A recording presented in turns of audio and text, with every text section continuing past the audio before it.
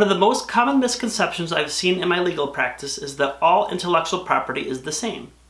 In other words, clients sometimes use patent, trademark, and copyright interchangeably. However, they are all distinct. In this video, I'm going to explain the difference between these three main types of intellectual properties. First, copyright. Copyright law protects works such as music, art, books, articles, software, movies, etc. Copyright law prevents you from making copies of the latest Marvel movie, for example, and selling them. If you're an artist who paints, copyright protects you from others copying your work and selling it without your authorization. Another type of intellectual property is patent. Patent law protects inventions. If you are an inventor and like to create new and useful inventions, patent law can help protect your creations. Patents protect inventions such as pharmaceutical drugs and much of the technology that we use every day. Generally speaking, trademark law protects logos, names, and slogans of businesses, as long as they meet certain restrictions and requirements. We'll talk about some of these requirements throughout this blog series.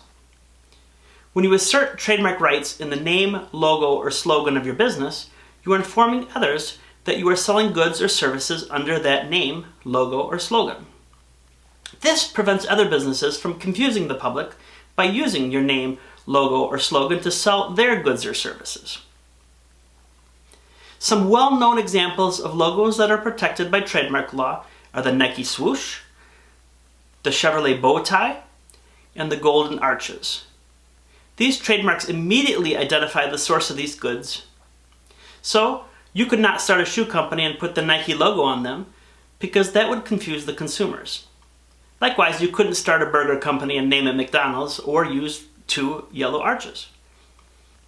These different pieces of intellectual property protect you in different ways. However, they sometimes still work together. To illustrate this, I will show you my handy dandy Swell water bottle.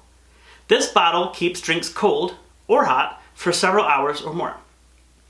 The technology behind this is probably an invention that probably had a patent at one time. This bottle I'm holding in my hands does have a patent. Swell owns a patent for this bottle cap. It's basically, quote, a bottle cap having an outer skin secured to an inner core by means of an inwardly folded or rolled edge of the outer skin and space provided in the inner core, end quote. This is an invention that Swell owns the patent for. This particular model is the teakwood Swell bottle. So this wood design could potentially have a copyright for the artist who designed it. Sometimes you'll see characters such as Mickey Mouse on Swell bottles. And Mickey Mouse is an example of something that's subject to copyright at least until January 1st, 2024. And then on this bottle, you'll also find a trademark. That's my favorite piece of intellectual property. The Swell logo shows that the source of this good is the Swell company. This logo gives consumers the confidence that the source of this bottle is actually Swell, who has invested time and money in making this a quality beverage bottle. I hope you learned a little bit about the different types of intellectual property. Remember, trademarks are fun.